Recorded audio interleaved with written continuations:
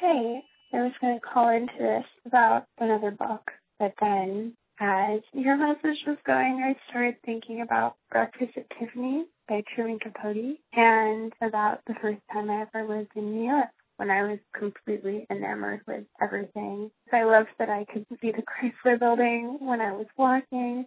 I loved that I had a library card for the New York Public Library, and that the New York Public Library was the most beautiful building I've ever seen, and I loved that there were entire eateries devoted just to macrobiotic menus, and I remember going back and living there again, still being really excited to see the Chrysler Building from the laundromat, but something just wasn't the same.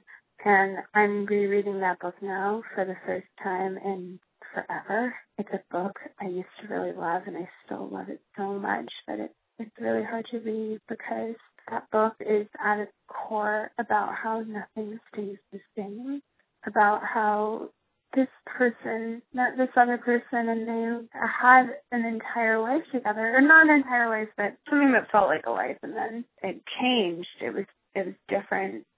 I'm a person who really struggles with roots, a person who really struggles with standing still and not moving.